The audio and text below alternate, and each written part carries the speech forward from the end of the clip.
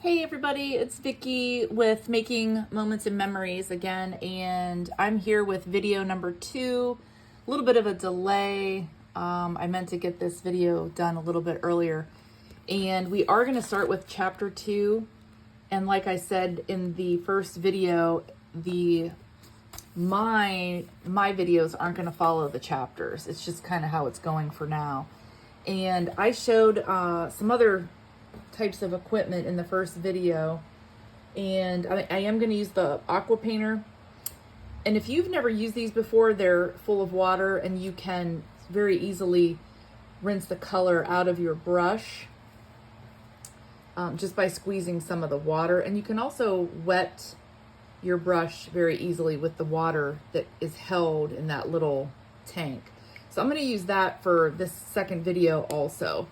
And one of the things I didn't mention in the first video was the paper that you're going to be seeing.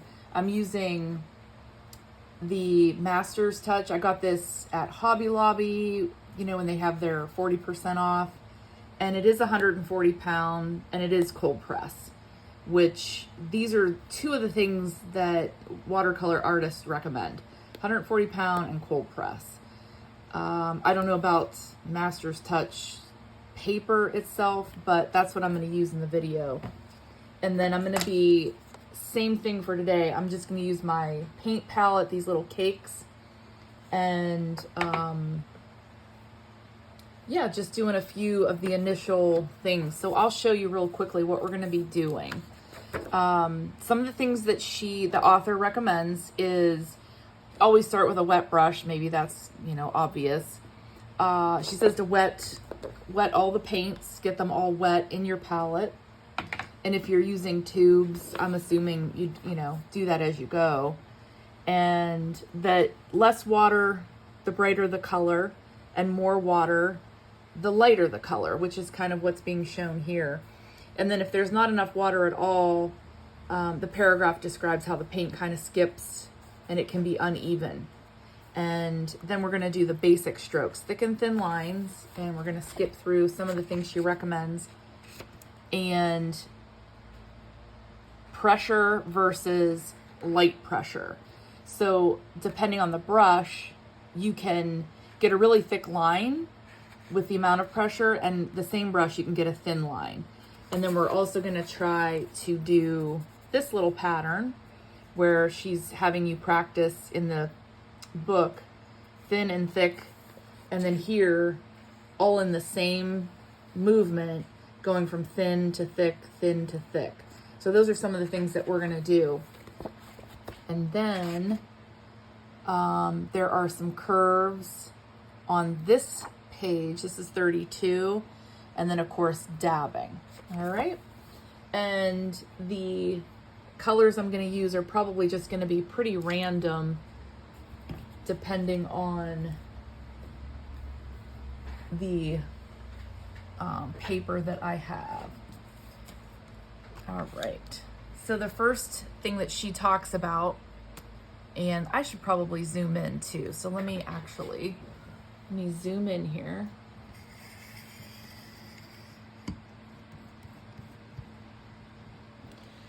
And then you can kind of see the pressure with that brush and everything.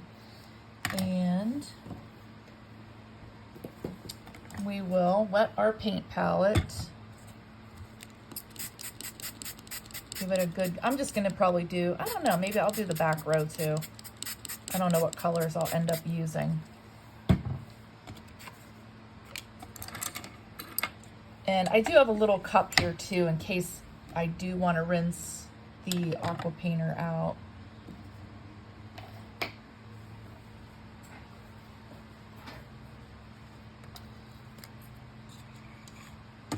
All right, so the thick lines with the pressure, we're going to do a few of those, and I'm going to start with some of the green, and I'm going to use this glass media mat so I can kind of see how much paint I actually have on this brush.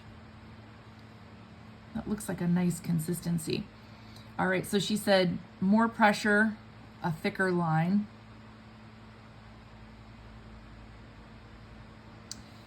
And I'm actually doing what was shown in that book, that I don't have like enough water or enough paint. So we're gonna actually try that again. So more pressure, the thicker the line.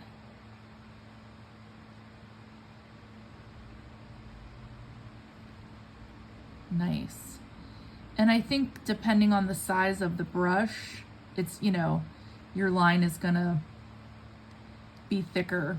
This aqua painter, like I said, from Stampin' Up, these do not have sizes other than, I think it's like medium point, fine point, and then they have, I think they have a wide one.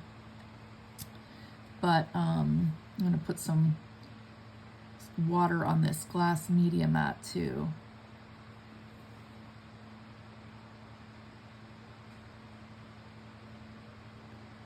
And I think it's interesting to see when you start out, the color's lighter or heavier than when you go across the paper. And I think that's probably going to be a learning curve. And then she said to practice some thin ones. So the lightest pressure. And same thing, you could probably get really thin lines with a thinner brush. But you can, I mean, look at that. That's pretty cool. You can get a pretty thin line. I'm barely touching the paper at all. The question is, you know, how straight do you want the line? Because it might not be possible to get a really straight line. Cool. And I can see as I'm practicing, I'm able to get even thinner as I go along here.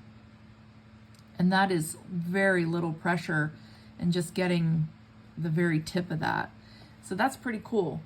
So the next one that she is talking about is basically going from little pressure to a lot of pressure and kind of learning how to like pick up the brush. So we're gonna start little and then we're gonna add pressure.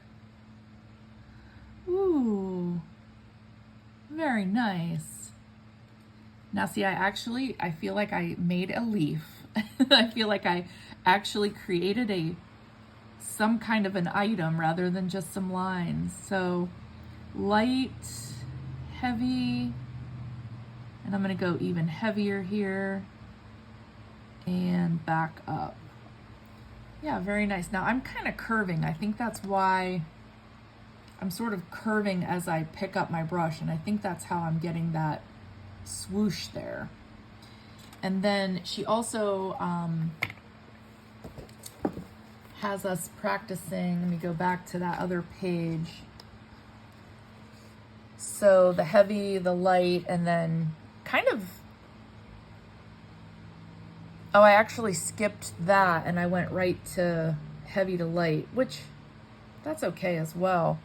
And just practicing, there's actually some curves and stuff in that as well. But I think if you can manage the pressure, you could go right into these S curves, which is kind of, I'm actually kind of making that leaf already. So we're gonna try a few, let's try a few S curves, and let's grab, let me get a different color for this. That's like a super grassy, Eastery green too, that green I was using. And if you don't see all the color coming out of this aqua painter, the bristles will stain just like I think in any paintbrush. And we're gonna move to, let's do some of those S curves. So we'll do pink like she has. And then same thing, let's add some water to the mat.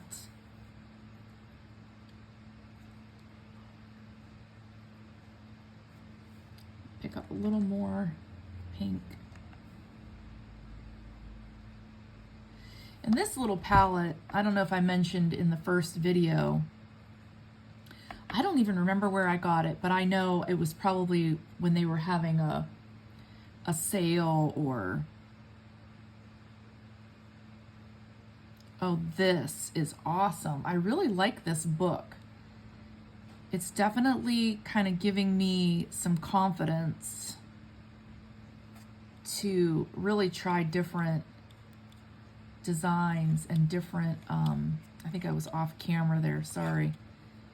Really giving me some confidence to try some different designs and things. If you did purchase the book and you're following along, comment and let me know how you're coming along. And I like how I can sort of fill in and make that darker too. So those were the S curves, and then she kind of had it together. Yeah, and then you just join your S curves to make those leaves. Yeah, that's cute too. And then if we did, she did some dabbing. Oh, it looks like I've already gotten some ink on this one. So she's doing some dabbing, and what she says about dabbing is it's a quick up and down, of course, dabbing, not like, right, not like the arm dabbing that the kids used to do. Says with the tip of your brush, make gentle spots of color on the paper. So I'm assuming just, and I don't know if my brush should be going flat like that.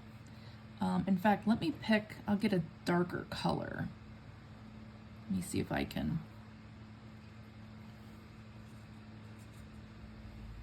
Rinse this one out. Let's grab, let's do purple. I'll pick this purple in the corner here. And the same thing, I'm gonna put some of this on the mat and then actually add some water to my mat. And that actually might be too much water at this point, but there we go. So I think dabbing, I mean, I suppose you could do, yeah, little dabs. And then she almost made a leaf with these little dabs. So kind of like that. And then it looks like she just sort of, you know, joined it. So if you do like, you know, the actual,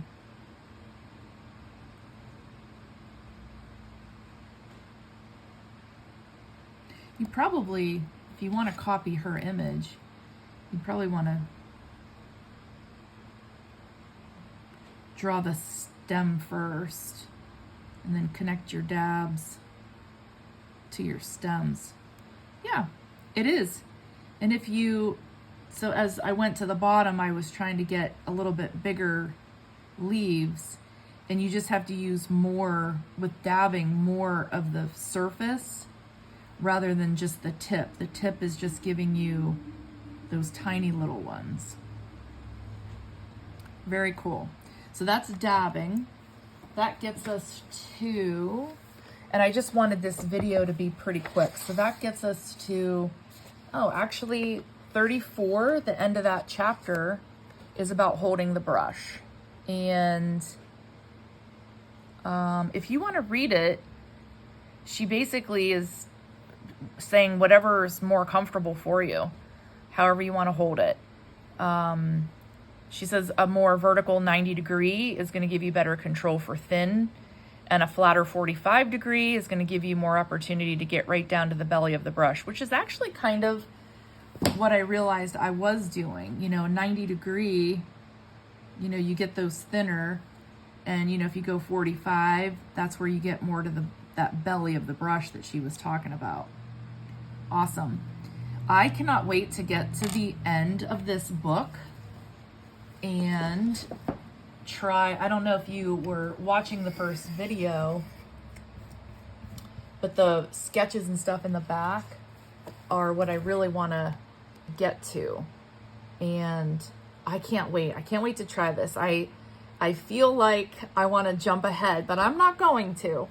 So this says there's no wrong way to paint, just go for it, which I love. And of course, you know, super inspiring. So chapter 3, it is where I'm gonna start video 3, but I really don't plan to do these videos by the chapter. I think the more experience I get, I will, you know, probably do a little bit longer videos. And then obviously when I do start to sketch one of those, I'll probably do a video for the whole sketch and everything. I really appreciate you watching. And if you, like I said, if you are joining in and you purchase the book, let me know what you think. Let me know how you're doing, and maybe we can paint the same picture together at the end of the book. All right, thanks for watching. I would appreciate if you gave me a thumbs up and subscribe if you haven't already.